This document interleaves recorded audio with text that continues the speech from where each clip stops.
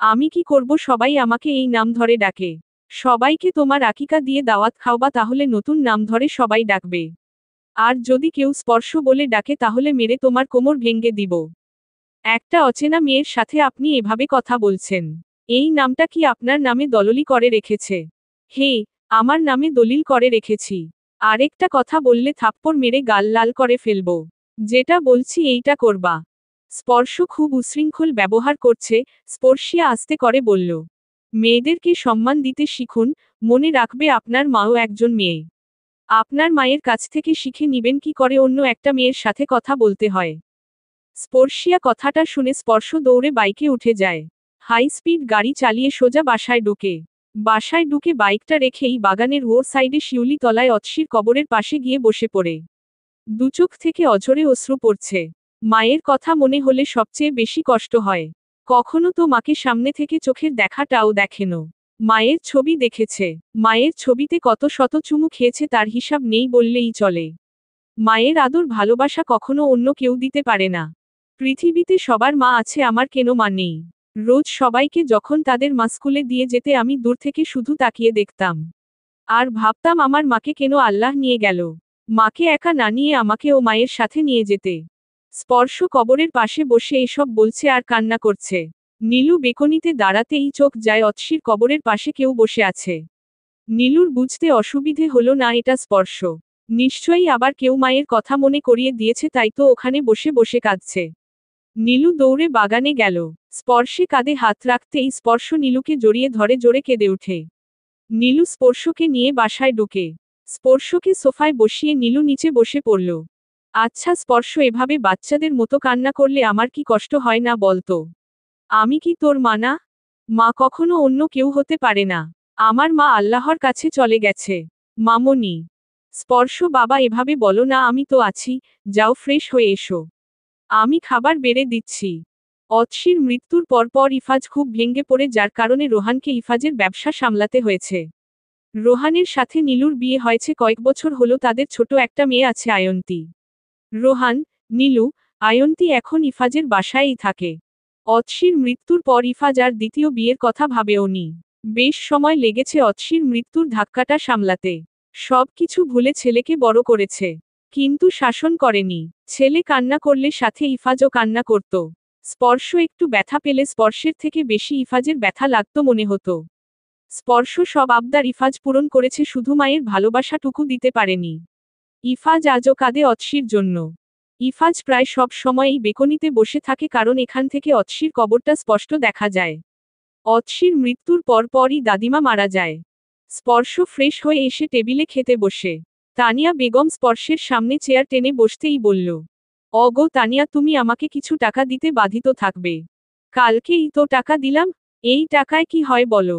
তোর বাবার কাছ থেকে চেয়ে নে। তানিয়া মরে গেলে বাবার কাছে চাইব। কালকে যে টাকা দিয়েছে তার হিসাব দে। বন্ধুদের ট্রিট দিয়েছি। কিসের ট্রিট? কি এমন আহামরি পাস করছস? 2বার পরীক্ষা দিয়া 3বারের মাথায় টেনেটুনে এসএসসি পাস। ওই বুড়ি বেশি ব্রিলিয়ান্ট, 5 পাসও তো করনি। নীলু পাশে দাঁড়িয়ে দাঁড়িয়ে হাসছে। তানিয়া বেগম আর কোনো কথা বলল না। জানে এই ছেলের সাথে পেরে উঠা যাবে না। পরের দিন সকালে ঘুম থেকে উঠেই স্পর্শ কলেজে চলে যায়। স্পর্শ দেখতে 5-7, গায়ের রং অতসীর মতোই সুন্দর। চুলগুলো স্পাইক করা। বাইক নিয়ে কলেজে ঢুকার সময় মেয়েরা হা করে তাকিয়ে থাকে। কয়েকটা মেয়ে স্পর্শকে প্রপোজও করেছিল, কিন্তু স্পর্শ ওদেরকে অপমান করে না করে দিয়েছে। কিন্তু একটা মেয়ে আছে নাবিলা, যে আঠার মতো স্পর্শের পেছনে লেগে আছে। নাবিলাকে এ পর্যন্ত অপমান করেছে, কিন্তু এই মেয়ে স্পর্শের পিছু ছাড়ে না। স্পর্শিয়া ঘুম থেকে উঠে রান্নাবান্না শেষ করে তার অসুস্থ মাকে খাবার খাইয়ে ঔষধ খাওয়ালো। সব শেষে গোসল করে ভেজা চুলগুলো ছেড়ে দিয়েই দৌড়ে কলেজের উদ্দেশ্যে রওনা হলো, কারণ অনেকটা লেট হয়ে গেছে। স্পর্শিয়া কলেজে ঢুকে ক্লাসরুমের দিকে যেতেই কেউ পেছনে থেকে ডাকতেই স্পর্শিয়া পেছনে ঘুরে তাকতেই স্পর্শিয়ার চুলগুলো স্পর্শের মুখে ভারী লাগে। স্পর্শ রেগে গিয়ে কিছু বলতে যাবে, তার আগেই স্পর্শিয়া বলে উঠল, সরি, দেখে চলতে পারো না? আপনি আমার পেছনে আছেন এটা আমি জানলে কলেজের সবাই মিলে ডাকলেও পিছু ফিরতাম না। আর আমিও যদি জানতাম তুমি নামক পেতনি সামনে, তাহলে কখনো তোমার পিছু হাঁটতাম না। না হাঁটলে সামনে যান। আমি আপনাকে জোর করে আমার পিছনে এনে দাঁড় করাইনি। ভুল করেছো তুমি, আবার বড় বড় কথা। ভুল করেছি তাই সরি ও বলেছি। সরি বললে কি সব শেষ হয়ে যায়? স্পর্শিয়া মুখ বাঁকিয়ে বলল। অবশ্যই। স্পর্শিয়া চুলে ধরে জোরে টান মেরে বলে। সরি। স্পর্শিয়া ব্যথায় পেয়ে মাথায় হাত দিয়ে সামনে তাকাতেই দেখে স্পর্শ ক্লাসরুমে ঢুকে পড়েছে। হাই স্পর্শিয়া, তুমি আমাকে পিছন থেকে ডেকেছিলে কেন? এমনি তোমার সাথে ক্লাসে যাব বলে। দেখলে তো ওই বজ্জাতটার সাথে কত ঝামেলা হলো। স্পর্শকে বজ্জাত বলো না, শুনতে পারলে তোমার খবর করে ছাড়বে। আরে এই ছেলেকে আমি ভয় পাই নাকি? চলো তো ক্লাসে যাই। ক্লাস শুরু হওয়ার পর একটু পরপর কেউ কারো দিকে মুখ ঘুরিয়েও দেখেনি একবার। কিন্তু দুজনে দুই বেঞ্চের সাইডে।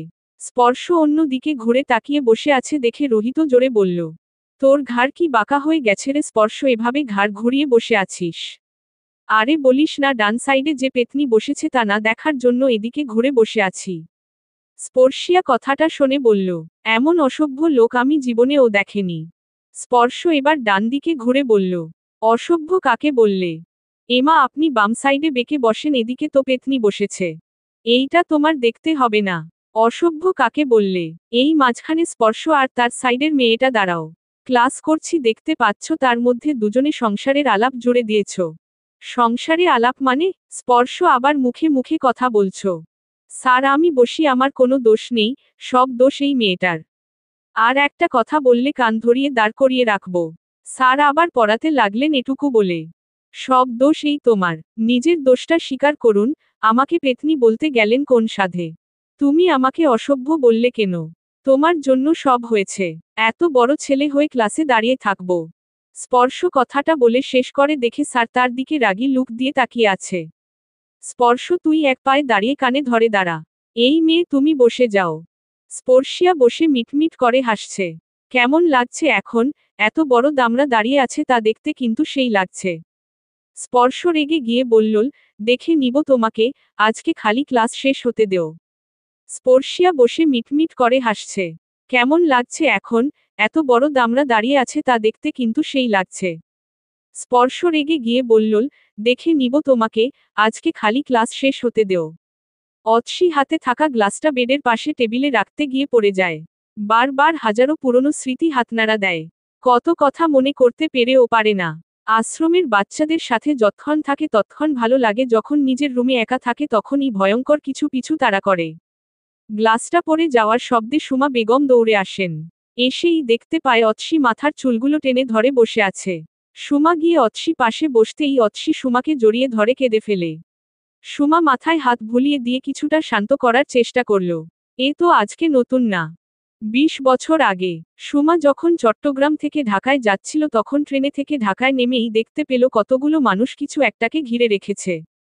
কৌতূহল নিয়ে সুমা দেখতে গেলেই দেখল একটা মেয়ে অচেতন অবস্থায় পড়ে আছে।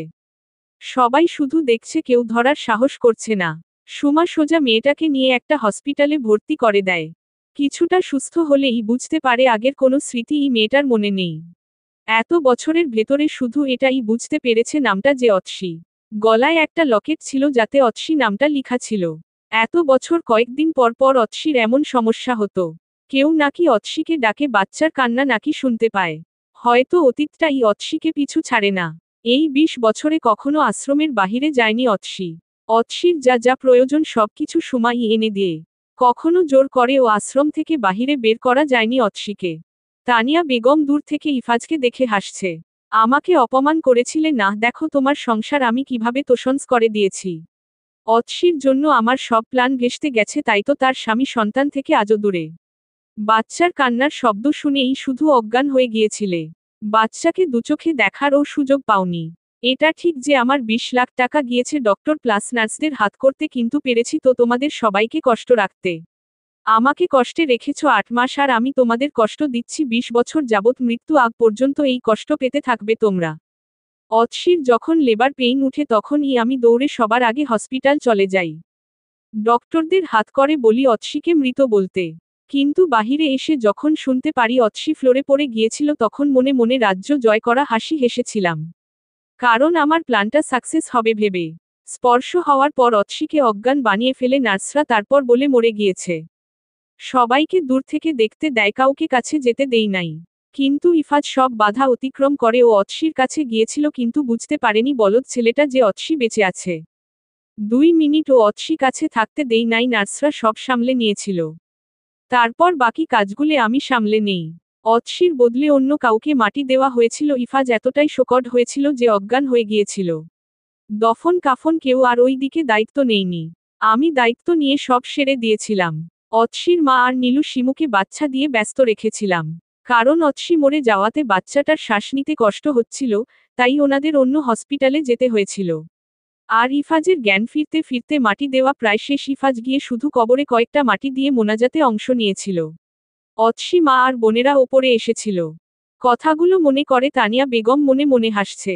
এত কিছু করার একটাই কারণ, অৎসির জন্য আমাকে ইফাজ এত অপমান করেছে, আমার সাথে কুকুরের মতো ব্যবহার করেছে, তাই তো জীবনটা নরক মানিয়ে ছেড়েছি।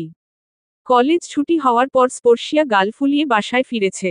সুমা দৌড়ে এসে মেয়ের এমন রূপ দেখে ভয় পেয়ে গেল। এমা, এই কি অবস্থা করে বাড়ি ফিরেছিস?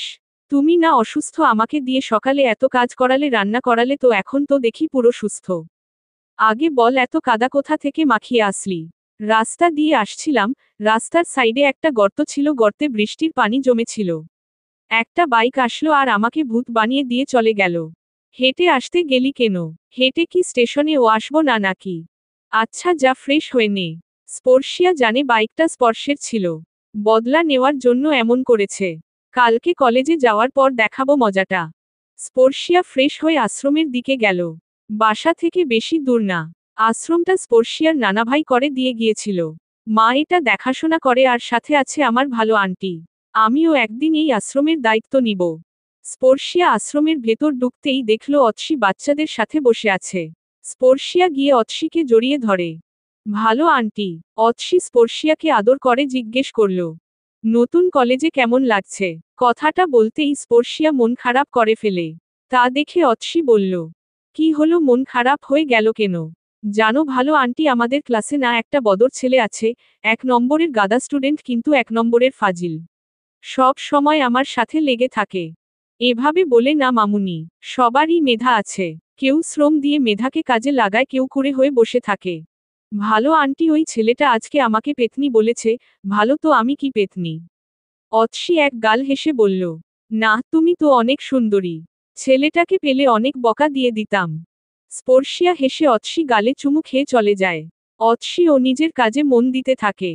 স্পর্শ বাসায় এসে খাবার খেয়ে বাবার রুমে চলে যায়। বাবা মাকে অনেক ভালোবাসত, তা তো কোনো সন্দেহই নেই। দেওয়ালের প্রতিটি কোণায় কোণায় মায়ের ছবি, মায়ের ডায়েরি, মায়ের কলম, মায়ের কাপড়, সবই যত্ন করে রেখে দিয়েছে। বাবা। স্পর্শকে দেখে ইফাজ বুকে টেনে নেয়। কিছু লাগবে তোমার বাবা? কিছু টাকার দরকার ছিল। ওই তানিয়া বুড়িকে বলেছিলাম, দেয়নি আমাকে। দাদিমা হয় তোমার বাবা, এগুলো বলে না। ইফাজ হাসি মুখে ছেলেকে টাকা দিয়ে দেয়। স্পর্শ খুশি হয়ে দৌড়ে বাসা থেকে বের হয়ে যায় বাইক নিয়ে। বন্ধুদের নিয়ে ঘুরতে যায়, আড্ডা দেয়। সব সময় মজা করার মধ্যে থাকে। নিজের স্বাধীন মতো সব কিছু করে। রাত প্রায় 10টা বাজে। স্পর্শিয়ার নম্বরটা আজকে জোগাড় করেছি। একটা কল দিয়ে দেখি। প্রথমবার কল দিতেই কল রিসিভ করল। হ্যালো, কে? হাই পেতনি। আপনি? আমি কে? F⁴ এই বজ্জাত মেয়ে তোমাকে এই কথা বলেছে কে? এই বজ্জাত ছেলে আমাকে এত রাতে ফোন দিলেন কেন? আমার ইচ্ছে হইছে তাই। তাহলে ও আমার ইচ্ছে হইছে তাই আমি বলছি। দাঁড়াও, কালকে তোমার বাসায় আসতেছি। এই বজ্জাত মেয়ে তোমাকে এই কথা বলেছে কে? এই বজ্জাত ছেলে আমাকে এত রাতে ফোন দিলেন কেন? আমার ইচ্ছে হইছে তাই। তাহলে ও আমার ইচ্ছে হইছে তাই আমি বলছি। দাঁড়াও, কালকে তোমার বাসায় আসতেছি। স্পর্শিয়া, এত রাতে কার সাথে কথা বলছিস? আরে মা নৌসিন, এই চুইংগাম আমাকে মেয়ে বানিয়ে দিলে। ভালো করেছি। চুইংগাম কাকে বললেন? যার গায়ে কথাটা লেগেছে তাকেই বললাম। আপনি আমার সাথে কথা বলছেন? তাহলে তোমাকেই বলেছি। আপনি একটা হাতি। কথাটা বলেই স্পর্শিয়া কল কেটে দিল। রাগে মাথা ফেটে যাচ্ছে, এই ছেলেটা আমার নম্বর পেল কোথায়? এখন তো আমাকে পাগল করে ছাড়বে। স্পর্শ ফোনের দিকে তাকিয়ে হাসি দিল। বাইক স্টার্ট দিয়ে বাসায় চলে গেল। বাসায় গিয়ে ফ্রেশ হয়ে শুয়ে পড়ল। ইফাজ রুমে থেকে বের হয়ে নীলুকে জিজ্ঞেস করল, স্পর্শ এসেছে? নীলু প্লেটে খাবার বেড়ে ইফাজের হাতে দিও বলল, এসেছে, খায়নি। এই যে নিন খাবার। ইফাজ খাবার নিয়ে স্পর্শের রুমে গিয়ে দেখল ঘুমিয়ে পড়ছে। ছেলে খাবার না খেলে ইফাজের ঘুমই আসবে না। ইফাজ স্পর্শকে ঘুম থেকে উঠিয়ে খাইয়ে দিতে লাগল। স্পর্শের এটা অভ্যাস হয়ে গিয়েছে। কতবার ইফাজ ছেলেকে এভাবে ঘুম থেকে উঠিয়ে খাইয়ে দিয়েছে তাই হিসাব নাই। কখনো ছেলেকে বুঝতে দেয়নি যে মায়ের ভালোবাসার অভাব। তাও তো মা নেই, এই অপূর্ণতা পূর্ণ করার মতো পৃথিবী কেউই নেই। ইফাজ খাবার খাইয়ে দিয়ে প্লেটটা টেবিলে রেখে নিজের রুমে চলে গেল। আজকে খুব ভয় পেয়ে পেয়ে স্পর্শিয়া কলেজে এসেছে। সামনে যেন এই স্পর্শ এলিয়েনটা না পড়ে। স্পর্শ সামনে পড়লেই ঝগড়া হবে এটা শিওর। স্পর্শিয়া আশেপাশে চোখ বুলিয়ে দেখে নিল ক্লাসরুমে কোথাও স্পর্শ আছে কিনা। হ্যালো, আমাকেই খুঁজছিলে বুঝি? স্পর্শিয়া সাথে সাথে বই দিয়ে মুখ ডেকে নিল। বইটা একটু ফাঁকা করে দেখল স্পর্শ আছে কিনা। স্পর্শ আগের ন্যায়ই দাঁড়িয়ে আছে। দুহাত পকেটে দিয়ে চুইংগাম চিবুতে চিবুতে বলল, রোহিত তোরা দাঁড়া, আমি চুইংগাম বাহিরে ফেলে দিয়ে আসি। আমাকে ফেলবেন মানে আমি কি করলাম? স্পর্শ ফিক করে হেসে বলল, ইউ চুইংগাম। স্পর্শিয়া স্পর্শের মুখের দিকে তাকিয়ে বোকা মতো তাকিয়ে থাকে। লে নিজেই নিজেকে বাস দিল। আমি আপনাকে বলিনি। কাকে বলেছ? নৌসিনকে বলেছি। নৌসিন আমার কানে কানে বলতেছিল আমাকে নাকি সে বাহিরে ফেলে দিবে। স্পর্শ নৌসিনের দিকে তাকিয়ে বলল, তোমার পাশে তো নৌসিন নেই। স্যার ক্লাসে চলে আসায় স্পর্শ গিয়ে তার সিটে বসে পড়ে। আইসিটি ক্লাসে স্যার অঙ্ক করাচ্ছে। স্পর্শ স্পর্শিয়া পাশের বেঞ্চে বসেছে। হঠাৎ স্পর্শিয়া পায়ে লাথি মেরল। স্পর্শিয়া আর চোখে তাকিয়ে বলল, লাথি মারলেন কেন? নিজের খাতায় অঙ্কগুলো তুলে আমার খাতায়ও তুলে দেও। ইসস, নিজের খাতায় অঙ্কগুলো তুলে আমার খাতায়ও তুলে দেও। আপনি আমাকে আদেশ করার কে হে? আদেশ কই করলাম? আমার কলম বাসায় ভুলে রেখে এসেছি। তো আমি কি করব? অঙ্কগুলো করে না দিলে কিন্তু তোমার পিছু নিয়ে তোমার বাসায় চলে যাব। আর গিয়ে আন্টিকে বলল তুমি আমাকে প্রপোজ করেছ। ছি, আপনি এত খারাপ। অঙ্কগুলো সুন্দর করে খাতায় উঠিয়ে দেও, নয়তো আরো বেশি খারাপ হব। স্পর্শিয়া হাজারো বিরক্তি নিয়ে স্পর্শের খাতায় অঙ্কগুলো তুলে দিয়েছে। স্পর্শ মিটমিট করে হাসছে। স্পর্শিয়াকে রাগাতে কেন এত ভালো লাগে না নিজেও জানে না, কিন্তু ভালো লাগে। স্যার ক্লাস থেকে চলে যাওয়ার পর স্পর্শিয়া স্পর্শের দিকে খাতাটা ছুঁড়ে মারে। স্পর্শের গায়ে লেগে খাতাটা নিচে পড়ে যায়। স্পর্শ রাগী চোখে তাকাতেই স্পর্শিয়া দৌড়ে গিয়ে খাতাটা তুলে দিয়ে চলে আসে। আবার যদি আমার খাতা এভাবে ফেলে দিছ তাহলে তোমাকেও আমি উঠিয়ে নিয়ে বাহিরে ফেলে দিব। স্পর্শিয়া বিরক্ত নিয়ে অন্য দিকে তাকিয়ে আছে। জ্বালিয়ে শেষ করে ফেলবে এই ছেলেটা। স্পর্শ কলেজ থেকে বের হতেই দেখল তনু। তনু রোহান আর নীলুর মেয়ে। ভাইয়া বলে দৌড়ে এসে কোলে উঠল। স্পর্শ সামনে তাকাতেই ইফাজকে দেখল। বাবা, তুমি এখানে কেন এসেছ? এমনি তোর স্যারের সাথে কথা বললাম, কাল থেকে ইংরেজি আর আইসিটি প্রাইভেট পড়বি। জি বাবা। এখন বাসায় চল। স্পর্শিয়া বাসায় এসে একটা দীর্ঘশ্বাস ফেলল। কালকে তো বলেছিল স্পর্শ বাসায় আসবে। এই জন্য এতক্ষণ ভয় ছিল, যাক বাঁচা গেল। বাসায় এসে খুঁজে কাউকে পেল না, তাই ফ্রেশ হয়ে দৌড়ে আশ্রমে চলে গেল। আশ্রমে যেতেই দেখল স্পর্শিয়া মা আর অৎসি গালে হাত দিয়ে বসে আছে। মা, কি এত ভাবছ? ভাবছি বাচ্চাদের কি খাওয়াবো, আমার কাছে একটা টাকাও নেই। তোর নানার মৃত্যুর পর যে টাকা ছিল সব দিয়েই তো এতদিন চলছে। আর মাঝে মধ্যে যে সহায়তা আসতো তা দিয়েই চলেছে। কিন্তু এখন তো আমার হাত শূন্য। অৎসি চুপ থেকে বলল, আমি তোমাদের ঝামেলাটা আরো বাড়িয়ে দিলাম তাই না? ভালো আন্টি, তুমি এগুলো কি বলো? এখন তো আমি বড় হয়েছি, আমি তো ইনকাম করতে পারবো। অৎসি হেসে স্পর্শিয়াকে বুকে টেনে নিল। শুনো মেয়ের কথা, মাত্র তো করলি এসএসসি পাস, এখনই কিসের ইনকাম? করতে পারবো ভালো আন্টি, আমি তো টিউশনি করতে পারবো। স্পর্শ রুমে একা একা বসে আছে, অনেকক্ষণ ফোন দেখেছে, এখন আর ভালো লাগছে না। ভাবল স্পর্শিয়াকে কল দিয়ে কিছুক্ষণ জ্বালানো যাবে। স্পর্শ স্পর্শিয়াকে কয়েকবার কল দিল, কিন্তু স্পর্শিয়া ধরল না। স্পর্শের এই জিনিসটা সব থেকে বিরক্ত লাগে, কল দিলে কেউ না ধরলে সাথে সাথে মেসেজ পাঠালো, হয় কল রিসিভ করবা নয়তো কালকে ক্লাসের সবগুলো নোট লিখে দিবা। ভালো আন্টি, ছেলেটা আমাকে পাগল করে ছাড়বে, নেও তুমি কথা বলো। অৎসি হাসি মুখে বলল, তুই আগে কথা বল, তারপর আমি দেখছি কি বলে। মেসেজটা দেখার সাথে সাথে স্পর্শিয়া কল ধরল। সমস্যা কি আপনার? তোমার সমস্যা কি? কল ধরো না কেন? আপনার বিয়ে করা বউ আমি যে বলবেন আর কল ধরব? ইয়াক, তোমার মতো মেয়েকে আমি কখনো বিয়ে করব না। আপনার কি মনে হয় এমন ফেইল মার্কা ছেলেকে আমি কখনো বিয়ে করব? ফেইল মার্কা দিয়া কি বুঝাইছ চুইংগাম? আবার চুইংগাম বললেন। অৎসি বসে বসে হাসছে ওদের ঝগড়া শুনে। ভালো আন্টি, তুমি এই ছেলের সাথে কথা বলো। বেয়াদব ছেলে একটা। অৎসি ফোন হাতে নিতেই স্পর্শ কল কেটে দিল। ছেলেটা কল কেটে দিয়েছে। এখন যা বাসায় গিয়ে ঘুমিয়ে পড়। ভয় পেয়েছে, ভালো আন্টি। ভয় পেলেই ভালো, কিন্তু ছেলেটাকে? আমাদের ক্লাসেরই একটা ছেলে। আমার 3 বছরের বড়। তোর মা শুনতে পারলে বকা দিবে, থাকার কথা বলার দরকার নেই। অতসী কথাটা বলার সাথে সাথে আবার কল আসলো। দে আমাকে দে, আমি কথা বলি।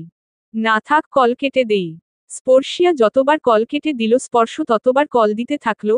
অবশেষে অতসীকে কল ধরল। এই মেয়ে কালকে কলেজে আসলে না, মুরগি বানিয়ে রেখে দিব। কল না ধরার মজা তখন বুঝবে।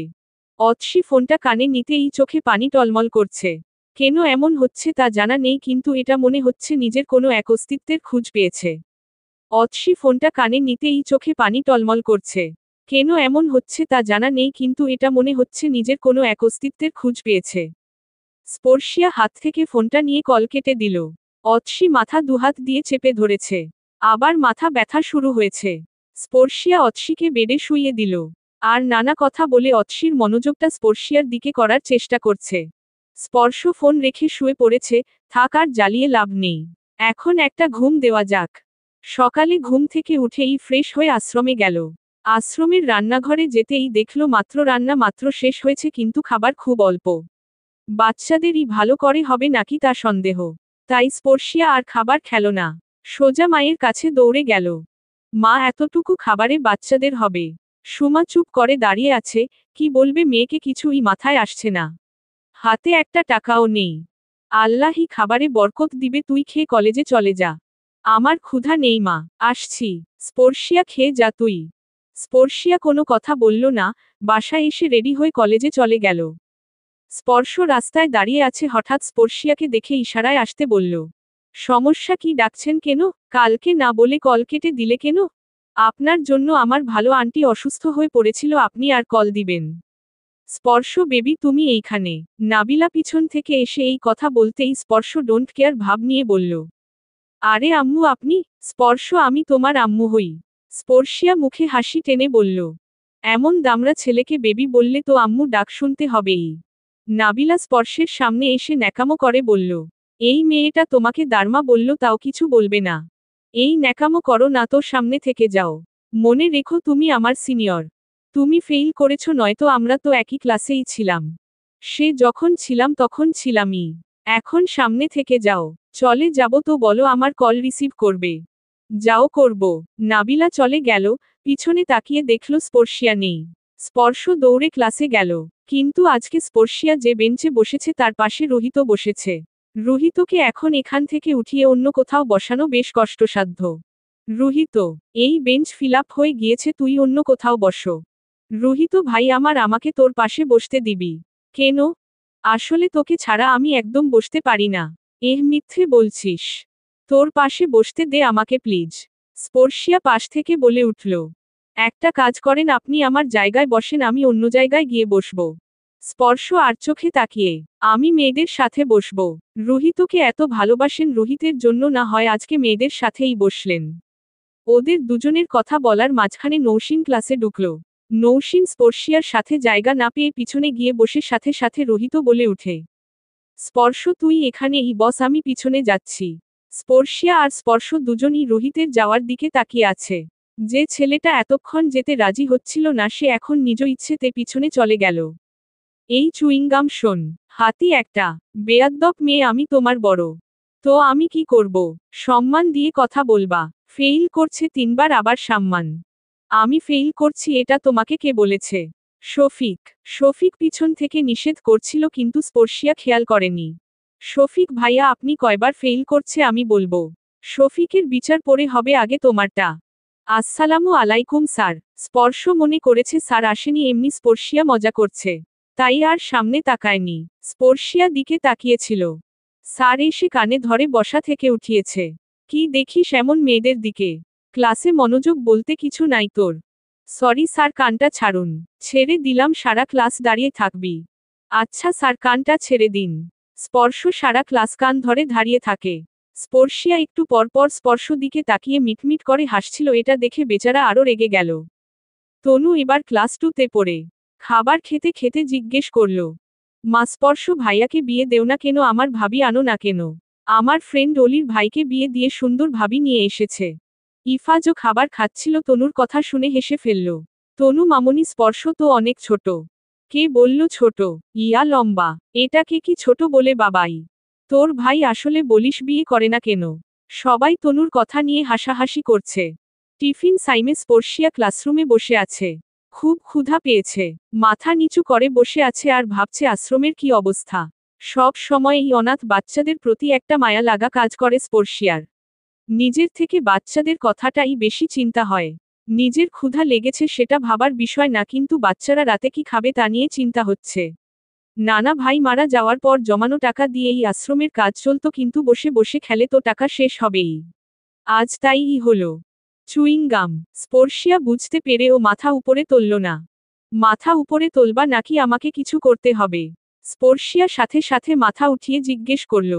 কি করবেন আপনি? তুমি ক্লাসে এভাবে একা বসে আছো কেন?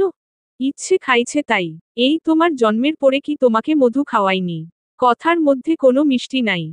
স্পর্শিয়া রেগে গিয়ে বলল, আমার মধু আপনাকে খাইয়েছে তাই সব মিষ্টি আমার মুখের কথায়। একটু ভালো করে কথা বললে তো পারো, রাবিস। আপনাকে আমি ডেকে এনেছি। আমি তোমার কোলে বসেনি, আমি আমার জায়গায় বসে আছি। আর একটা প্রয়োজনে তোমার কাছে আসলাম। কি প্রয়োজন বলেন? ভালো আন্টিকে। সেটা জেনে আপনি কি করবেন? বলো প্লিজ। আমাদের আশ্রমে থাকে। তা আমার জন্য কেন অসুস্থ হলো? আমি উনাকে কি করেছি? না, উনার এমনিতেও একটু সমস্যা আছে। উনি কালকে আপনার সাথে কথা বলতে চেয়েছিল কিন্তু হঠাৎ অসুস্থ হয়ে পড়েন। আচ্ছা, আজকে আমাকে তোমার সাথে নিয়ে চলো, আমি ওনাকে দেখতে যাব আর কথাও বলে আসব। না, আমি আপনাকে কোনো নিয়ে যাব। আরে বাবা, বললাম তো আমি ও ভালো আন্টির সাথে দেখা করব। আমি আপনাকে নিয়ে যেতে পারবো না। স্পর্শ আর কেন কথা বলল না। কলেজ শেষে স্পর্শিয়াকে ফলো করতে থাকে। স্পর্শিয়া যেখানে গিয়ে নেমেছে সেখানে স্পর্শ বাইক থামালো। স্পর্শিয়া চোখের আড়াল হওয়ার পর স্পর্শ লোকের কাছে জিজ্ঞেস করতে করতে আশ্রমে চলে গেল।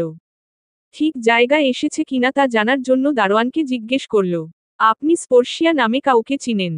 হে, স্পর্শিয়া মামুনি তো সুমা খালম্মার মেয়ে। ও আচ্ছা, তো স্পর্শিয়ার ভালো আন্টির সাথে আমাকে দেখা করিয়ে দিতে পারবেন? দারোয়ান স্পর্শকে ভেতরে নিয়ে গেল। অতসীকে ডেকে বলল, উনিই হলো স্পর্শিয়া ভালো আন্টি। ও আচ্ছা, তো স্পর্শিয়ার ভালো আন্টির সাথে আমাকে দেখা করিয়ে দিতে পারবেন? দারোয়ান স্পর্শকে ভেতরে নিয়ে গেল। অতসীকে ডেকে বলল, উনিই হলো স্পর্শিয়া ভালো আন্টি। অতসী চোখের চশমাটা খুলে স্পর্শের দিকে তাকিয়ে আছে। আবার মাথায় যন্ত্রণা হচ্ছে। যন্ত্রণা উপেক্ষা করে স্পর্শকে দেখছে। স্পর্শ এতক্ষণ হাসি মুখে ছিল, কিন্তু অতসীর মুখটা মলিন দেখে জিজ্ঞেস করল, আসসালামু আলাইকুম। আমি স্পর্শ। স্পর্শিয়া আর আমি এক ক্লাসে পড়ি। স্পর্শিয়া কাছ থেকে শুনলাম আপনি নাকি আমার জন্য অসুস্থ হয়ে পড়েছেন, তাই দেখতে আসলাম। আপনি কি অসুস্থ? আমি কি পরে আসব? স্পর্শ এক নিঃশ্বাসে কথা শেষ করে নিল। না বাবা, বসো তুমি। আমি ঠিক আছি। অতসী চেয়ার টেনে দিল। স্পর্শ চুপচাপ অতসীর দিকে তাকিয়ে আছে, ভালো করে দেখে বলল, আপনি না আমার মায়ের মতো দেখতে। অতসীর মাথা যন্ত্রণা হচ্ছে খুব, বারবার বাচ্চা কান্নার আওয়াজ কানে আসছে, তাও কেন জানি ছেলেটার সামনে বসে থাকতে ভালো লাগছে। অতসী মুখে হাসি টেনে বলল, ও একদিন তোমার মাকে নিয়ে এসো। আমার মা বেঁচে নেই, জন্মের পর মাকে আমি দেখিনি। স্পর্শ কথাটা বলতেই চোখ দিয়ে অঝরে পানি পড়তে লাগল। অতসী উঠে গিয়ে স্পর্শের চোখের পানি মুছে দিল। আরে বাবা, কান্না করছো কেন? আমাকে মা বলে ডাকবে। আশ্রমের সব বাচ্চারা তো আমাকে মা বলেই ডাকে। আজ না হয় আমার ছেলে আরও একটা বেড়ে গেল। স্পর্শ হালকা হাসল। বাবা, তুমি দুপুরে খেয়েছ? স্পর্শ মাথা নাড়িয়ে বলল না। অতসী রান্নাঘরের দিকে গেল। অতসীর ভাগের খাবারটা স্পর্শের জন্য নিয়ে গেল। বাবা চলো, খেয়ে নিবে। না মা, আমার ক্ষুধা নেই। ম বলে যখন ডেকেছ তখন তো মায়ের কথা শুনতেই হবে। অতসী স্পর্শকে খাবার দিয়ে দাঁড়িয়ে আছে। কেন জানি মা বলে ডাকতে খুব ভালো লাগছে। খাবারের কথা বলল, তাও নিষেধ করতে পারেনি। হয়তো মায়ের মুখের সাথে অনেকটা মিল আছে, তাই ভেতর থেকে মায়া অনুভব করছে। অতসী পলকহীন ভাবে ছেলেটার দিকে তাকিয়ে আছে। অনেকদিন পর ছেলেটাকে পেয়ে অনেক ভালো লাগছে। খালাম্মা, আপনি যে এই পোলাডারে খাইতে দিলেন, অহন আপনি খাইবেন কি? অতসী চোখ রাগিয়ে রুমির দিকে তাকায়। রুমি হচ্ছে রান্নাবান্না করে। কোথায় কি বলতে হয় তা জানো না দেখছি রুমি। তোমাকে আমি বলেছি এখন এ কথা বলতে। আপনি খান নাই, আর ড্রামে চালও নাই, তো আমি কি বলবো না? এখন তো সারা রাত না খাইয়া থাকতে হবে। আমার সামনে থেকে যাও রুমি। মা বকো কেন? তুমি খাওনি তা আগে বলনি কেন? অতসী আর কিছু বলল না। স্পর্শ খাবার শেষ করে দারোয়ানকে নিয়ে বাজারে গেল। স্পর্শের কাছে যা টাকা ছিল সব দিয়ে আশ্রমের জন্য বাজার করল। চাল, ডাল, আলু, যা লাগে। মোটামুটি ৩-৪ দিনের খাবার। স্পর্শ টাকাগুলো নিয়েছিল ইফাজের কাছ থেকে বন্ধুদের সাথে মজা করবে বলে, কিন্তু আশ্রমে খাবার নেই শুনে মনটা খুব খারাপ লাগলো। তাই আর দেরি করেনি, বাজার করতে চলে আসে। স্পর্শ বাজার করে আশ্রমে ঢুকেই মা বলে ডাকতে থাকে। স্পর্শের ডাকটা শুনেই অতসী রুম থেকে বের হলো। বের হয়ে এত বাজার দেখে অতসী অবাক হয়ে যায়। বাবা, তুমি এগুলো কি করেছো? তোমার ভাগের খাবার খেয়েছি, তাই আমার ভাগের টাকা দিয়ে তোমার জন্য আবার খাবার নিয়ে এসেছি। স্পর্শিয়া এমন হাক ডাক শুনে বাহিরে এসে স্পর্শকে দেখে চোখ দুটো রসগোল্লা মতো বড় বড় করে ফেলে। এই আপনি আমার পিছু নিয়ে আমার বাড়ি পর্যন্ত চলে এসেছেন? চুইংগামের আঠা মতো লেগে সব সময় আমার পিছনে পড়ে আছে। ভালো আন্টি, এই ছেলেই সেই বজ্জাত ছেলে যার জন্য তুমি কালকে অসুস্থ হয়ে পড়েছিলে। তাই আজ সুস্থ করতে চলে এলাম। সুস্থ না ছাই, আমার আশ্রম থেকে বের হন। আরে মা, তুমি এমন করছো কেন? দেখো ছেলেটা কত বাজার করে নিয়ে এসেছে আশ্রমের বাচ্চাদের জন্য। স্পর্শিয়া নিচের দিকে তাকাতেই হা হয়ে গেল। এই ছেলে করেছেটা কি? স্পর্শিয়াকে পাত্তা না দিয়ে অতসীর কাছ গেল। মা, আমাকে বাসায় যেতে হবে, আমার বাবা হয়তো অনেক চিন্তা করছে। আপনি রাতে ভালো করে খাবেন, আবার কালকে আসবো বাই। স্পর্শ অতসীকে আর কোনো কথা বলতে না দিয়ে দৌড়ে বাইক নিয়ে বের হয়ে যায়। সুমা সব শুনেছে অতসীর কাছ থেকে। ছেলেটা বড়ই অদ্ভুত, কেমন আসলো, অতসীর সাথে মুহূর্তেই মিশে গেল। আবার আশ্রমের জন্য খাবারও কিনে আনলো। সে যাই হক, আশ্রমের খাবারের ব্যবস্থা তো হলো, আল্লাহ একটা ব্যবস্থা করে দিয়েছে। আল্লাহর উপর ভরসা রাখলে আল্লাহ কখনো খালি হাতে ফেরায় না। এই ভালো আন্টি, এই বেয়াদব ছেলেটা তোমাকে মা বলে ডাকে। স্পর্শিয়া ওর মা নেই, ওর মা ছোটবেলা মারা গিয়েছে। আরে মিথ্যা বলছে তোমাকে। অতসী স্পর্শিয়ার দিকে ঘুরে তাকিয়ে বলল। আর যাই হক, কখনো কেউ মা বাবা নিয়ে মিথ্যা বলে না। স্পর্শ বাসায় ঢুকতেই ইফাজকে সোফায় বসে থাকতে দেখল। স্পর্শ, এতক্ষণ কোথায় ছিলে? বাবা, জানো আমি আজকে একটা মা পেয়েছি। দেখতে পুরো আমার মায়ের মতো। উনার কাছেই এতক্ষণ ছিলাম। তানিয়া বেগম মাঝখান থেকে বলে উঠল। কারে না কারে মা ডাকে ছেলেটা? তোর মা মরে গেছে জানিস না? তুমি মরতে পারলে না শয়তান বুড়ি, আমার মা না মরে। দেখলি ইফাজ তোর ছেলে কি বলে? কথাটা বলতে বলতে তানিয়া বেগম সোফার দিকে তাকাতেই দেখল ইফাজ নেই। অতসীর কথা মনে হতেই রুমে চলে গিয়েছে। এত বছর হলো তাও অতসীকে মন থেকে এক বিন্দুও সরাতে পারেনি। যাকে মন থেকে ভালোবাসা যায় একবার, তাকে কি কখনো ভোলা যায়? বিয়ে হলো, বাচ্চাও হলো, কিন্তু সংসারটা আর ঠিক করে হয়ে ওঠেনি। তার আগেই অজানা ঝড়ে জীবনটা তছনছ করে দিয়ে চলে গেল। যদি জীবন নিয়ে লিখতে বসে তাহলে ইফাজের প্রাপ্তির খাতায় ডাবল শূন্য পড়বে। জীবনে যা চেয়েছিল তা কখনোই পায়নি। জীবনে সুখের হাতছানি পাওয়ার আগেই দুঃখ এসে ঝাপটে ধরেছে। তবে হাল ছাড়েনি, এই তো এখনও বেঁচে আছে একটুখানি সুখে আশায়। সুখ তো পেয়েছে, স্পর্শ নামক সুখ, কিন্তু এই সুখটাও যে উপভোগ করতে পারে না। স্পর্শের মুখের দিকে তাকালে আগে অতসীর মুখটা ভেসে ওঠে। সকালে ঘুম থেকে উঠে ফ্রেশ হয়ে খাবার সামনে নিয়ে বসে আছে স্পর্শিয়া। খাবে নাকি খাবে না ভাবছে। না খেয়ে ও তো উপায় নেই। এই খাবারগুলো তো স্পর্শ কালকে সবার জন্য কিনে দিয়ে গেছে। কি এত ভাবছিস? অনমনে স্পর্শিয়া ওর দিল। কিছু না মা, আমি যাচ্ছি। কোথায় যাচ্ছিস না খেয়ে? স্পর্শিয়া কোনো কথা না বলেই কলেজে চলে আসলো। ক্লাসে ব্যাগটা রেখে ক্যাম্পাসের চারদিকে খুঁজতে লাগলো। খুঁজতে খুঁজতে কলেজে বাহিরে চলে এসেছে। অন্যদিন মাথা খায়, আজকে পাওয়া যাচ্ছে না। আমাকে খুঁজছিলে বুঝি? স্পর্শকে দেখে স্বাভাবিকভাবেই বলল। দয়া দেখিয়ে কি কালকে বাজার করে দিয়ে এসেছেন? তোমার সাথে আমার কোনো কথা হয়নি, তাই তুমি এসব নিয়ে আমার সাথে কথা বলবা না। আমি আপনার টাকা শোধ করে দিতে চাই। স্পর্শ হেসে বলল। তাই নাকি? হে, আচ্ছা তাহলে আমি তোমাকে একটা কাজ দেই। আমি আপনার টাকা শোধ করে দিতে চাই। স্পর্শ হেসে বলল। তাই নাকি? হে, আচ্ছা তাহলে আমি তোমাকে একটা কাজ দেই। আপনার কাজ করতে আমার বয়েই গেছে। এমা, টাকা শোধ করতে হলে তো তোমাকে কাজ করতে হবে। এইটা নিয়ে আপনার মাথা ব্যথা না হলেও চলবে। এই জন্যই কারো উপকার করতে হয় না। প্রয়োজন নেই আপনার উপকারের। স্পর্শ আর কোনো কথা বলল না, ক্লাসে চলে গেল। ক্লাসে যেতে স্যার এসে পিকনিকের কথা বলল। ক্লাসের সবাই তো খুশিতে লাফিয়ে উঠল। কিন্তু স্পর্শিয়ার মুখে হাসি নেই। ক্লাসের সবাই যেতে পারলেও স্পর্শিয়া যেতে পারবে না এটা শিওর। কারণ 600 টাকা কেন চারানা পয়সাটাও নেই এখন স্পর্শিয়ার কাছে। আর বাসায় গিয়ে এসব বললে মা আরো ভেঙে পড়বে। এই যে চুইংগাম যাচ্ছ তো, সেটা আপনাকে বলতে হবে। সব সময় তেলে বেগুনে জলে না উঠে কথা বলা যায় না, বেয়াদ্দব মেয়ে। নিজে খুব আদবের বুঝি, তোমার থেকে আমার চরিত্রের সার্টিফিকেট নিব না। আমি একেবারে উঠে পড়ে লেগেছি আপনাকে সার্টিফিকেট দেওয়ার জন্য। এর থেকে পান বেচে খালার সাথে কথা বলা ভালো। তো নিষেধ করছে কে? আরে তোরা দুজন কি শুরু করলি? স্যারকে বলে দিব কিন্তু। রোহিত কথাটা বলতেই স্পর্শ আর চোখে রোহিতের দিকে তাকিয়ে চুপ করে গেল। ক্লাস শেষ করে স্পর্শ বাসায় চলে গেল। কিন্তু বারবার আশ্রমের কথা মনে হলো। আর ওইখানে গেলে মায়ের আদরও পাওয়া হয়ে যায়। তাই আর লেট করল না, বাইক নিয়ে বেরিয়ে পড়ল আশ্রমের উদ্দেশ্য। বাইক বাহিরে রেখে দারোয়ানের সাথে গল্প করে ভেতরে ঢুকে মা বলে ডাকতেই অতসী দৌড়ে বের হয়ে আসলো। এই ছেলেটার মধ্যে এত কি মায়া যে এত আদর করতে ইচ্ছে করে। ছেলেটার দিকে তাকিয়ে থাকতে ইচ্ছে করে। ছেলেটাকে পেয়ে নিজের অস্তিত্ব পেয়েছে মনে হচ্ছে। মা রান্না করেছ? কালকে বলে গিয়েছিলাম, তুমি রান্না করলে আমি খাবো। অতসী অসহায় দৃষ্টিতে তাকিয়ে বলল। আমার মনে ছিল না। অতসীর মুখটা মলিন করে ফেলল, বুঝা যাচ্ছে বেশ মন খারাপ করেছে। স্পর্শ হেসে বলে উঠল। মা চলো আজকে আমি আর তুমি একসাথে রান্না করব। না বাবা তুমি বসো আর কি খাবে বলো আমি রান্না করে নিয়ে আসছি। সবজি খিচুড়ি খাবো মা কিন্তু আমিও রান্না করব তোমার সাথে। অতসী হেসে বলল।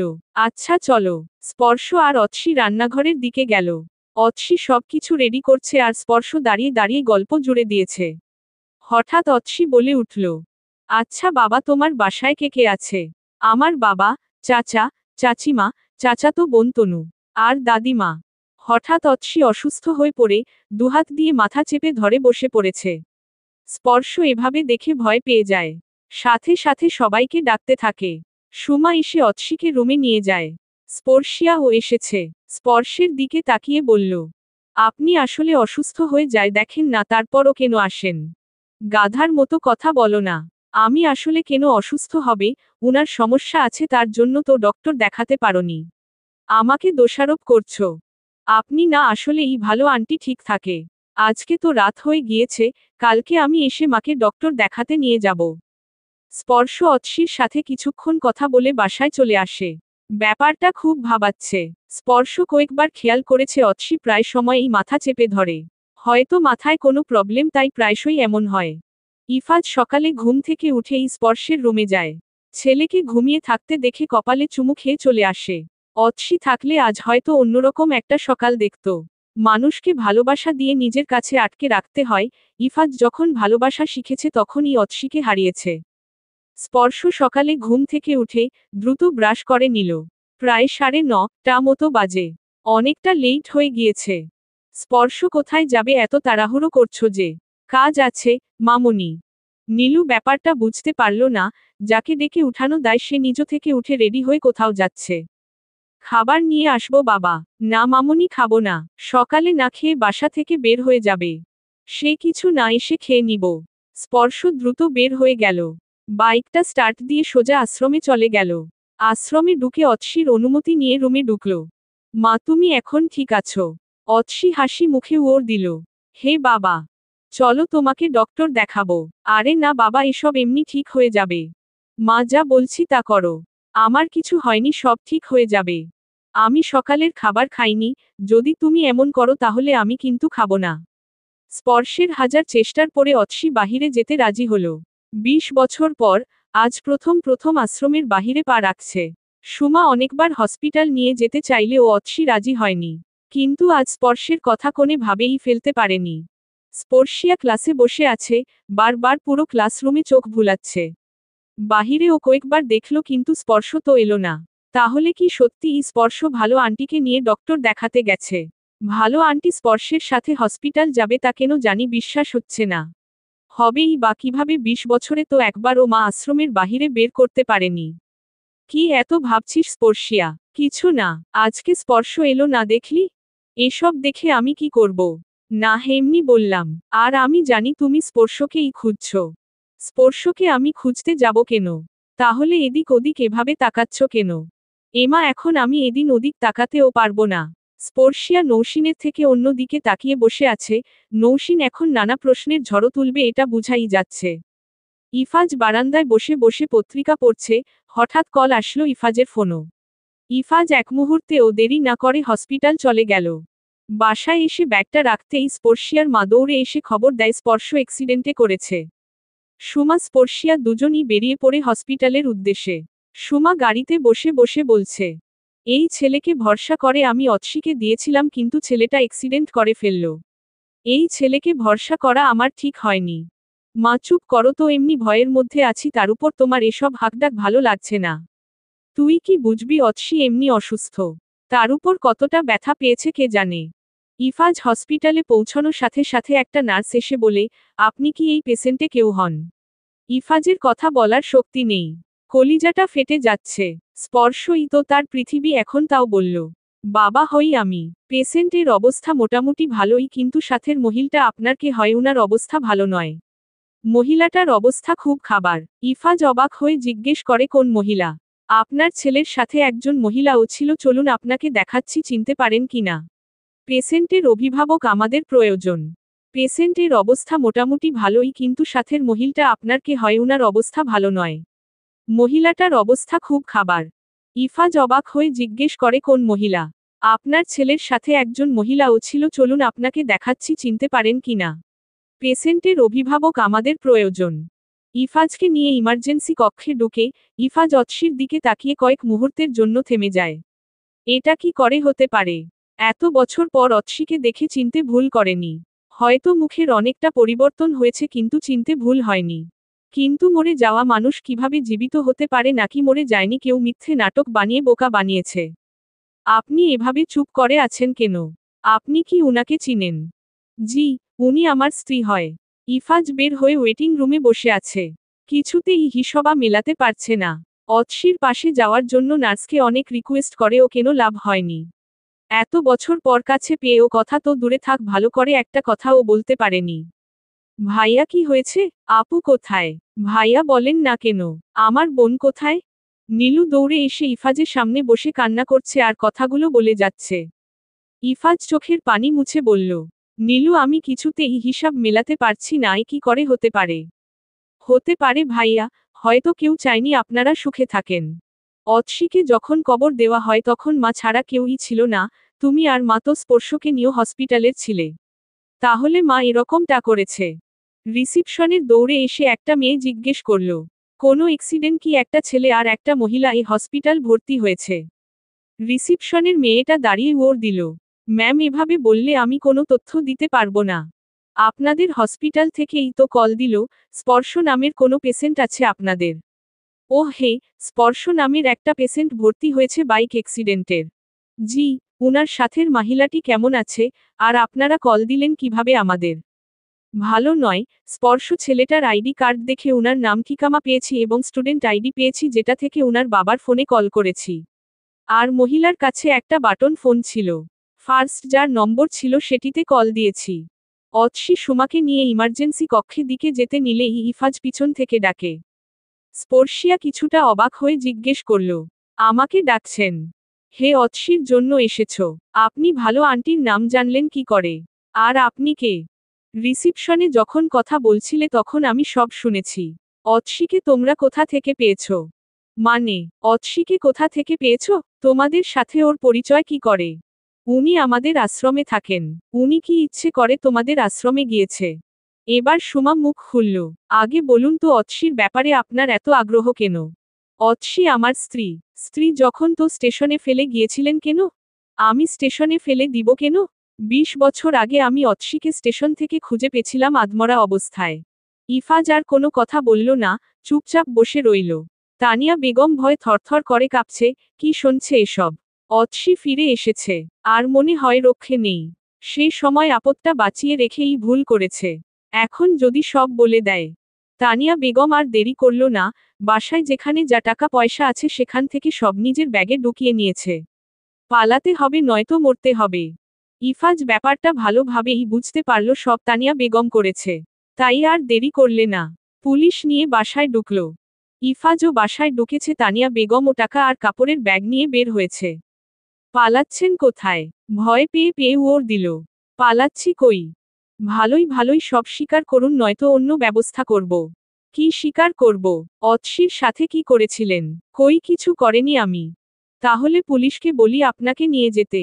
কথাটা বলতেই তানিয়া বেগম কান্না ভেঙ্গে পড়েন, ইফাজের সামনে গিয়ে বলে, আমি সব বলছি বাবা, তুমি আমাকে থানায় দিও না। তানিয়া বেগম আস্তে আস্তে সব খুলে বলতে শুরু করে। কথাগুলো শুনে ইফাজের দুচোখের পানি সনা চাইতে ও গড়িয়ে পড়ছে।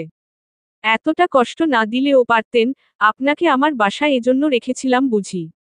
পুলিশকে ইফাজ বলে তানিয়া বেগমকে নিয়ে যেতে, তানিয়া বেগম অনেক কান্না করে কিন্তু ইফাজের কান অবধি পৌঁছয়নি। ইফাজ আবার দ্রুত হসপিটাল যায়। অতসী কিছুটা ভালো হয়েছে তাই ইফাজকে ঢুকতে দেয় কেবিনে। ইফাজকে দেখে অতসী দুচোখ পানি ছেড়ে দেয়। সব মনে পড়েছে অতসীর মুখ থেকে অক্সিজেন মাস্কটা খুলে প্রথমে জিজ্ঞেস করে, আমার ছেলে কোথায় ইফাজ? ইফাজ বেডের সাইডে চেয়ার টেনে বসেছিল। অতসীর হাত দুটো চেপে ধরে কান্না করছে। জীবনে আবার অতসীকে পাবে তা কখনো ভাবেনি। আকস্মিকভাবে আল্লাহ আমার বেঁচে থাকার সুখটুকু ফিরিয়ে দিয়েছে। ইফাজ আমার ছেলে কই? ওকে আমার কাছে নিয়ে আসেন। আমি দেখব। আমার জীবনে আর কিছু চাই না। ইফাজ স্পর্শকে নিয়ে আসলো। স্পর্শকে পেয়ে অতসী সৎখানেক চুমু খেয়েছে। স্পর্শ ও নিজের মাকে পেয়ে খুব খুশি। এত আদর অনুভূতি থেকেও এত বছর বঞ্চিত ছিল। 2 সপ্তাহ হসপিটালে থাকার পর অতসীকে আজ বাসায় নিয়ে এসেছে। এই 2 সপ্তাহ বাবা ছেলে দুজনই সেবা যত্ন করেছে অতসীকে। ইফাজ একদিন রাতেও দুচোখ এক করে দেখেনি। ইফাজ সারারাত অতসীর পাশে বসে অতসীর দিকে তাকিয়েছিল যদি আবার হারিয়ে যায়। দিনের বেলা একটু আধটু ঘুমিয়েছিল। তানিয়া বেগমকে একটা পরিবারকে এভাবে কষ্ট দেওয়ায় এবং পরিবারের মানুষগুলিকে মানসিক কষ্ট দেওয়া, অতসীর উপর নির্যাতনের জন্য যাবজ্জীবন কারাদণ্ড দিয়েছে আদালত। এখন থেকে আশ্রমের সব দায়িত্ব এবং খরচ অতসী আর ইফাজ নিয়েছে। স্পর্শ ইফাজ অতসী রওনা হয়েছে আশ্রমের উদ্দেশ্য। অতসী স্পর্শের সাথে কথা বলছে। স্পর্শকে পেলে দুনিয়ায় সব ভুলে যায়। মা ছেলে মিলে নানা কথা জুড়ে দেয়। আশ্রমের এসে পড়েছি, নামুন রানী আর রাজপুত্র। ইফাজের কথায় স্পর্শ অতসী দুজনই হেসে দিয়েছে। আশ্রমের ভেতরে গিয়ে সব বাচ্চাদের সাথে অতসী কথা বলল। আজকে আশ্রমে খিচুড়ি আর গরুর মাংস রান্না করে সবাইকে খাওয়াবে অতসী। আশ্রমের সব বাচ্চাদের জন্য জামা কাপড়ও নিয়ে এসেছে। ইফাজ সুমার কাছে কৃতজ্ঞতা প্রকাশ করল। সুমা অনেক আন্তরিক। কয়েকদিনে খুব মিশে গেছে। অতসী ভুলে গিয়েছিস আমাকে? অতসী বাচ্চাদের সাথে কথা বলছিল, সুমার কণ্ঠ শুনে পিছনে ঘুরে তাকালো। পাগল হয়ে গিয়েছিস? তোকে আমার স্পর্শিয়া মামুনিকে ভোলা সম্ভব নয়। দোয়া করি তুই সব ভালো থাক। আর কখনে যেন মৃত্যু ছাড়া তোরা আলাদা না হয়ে আস।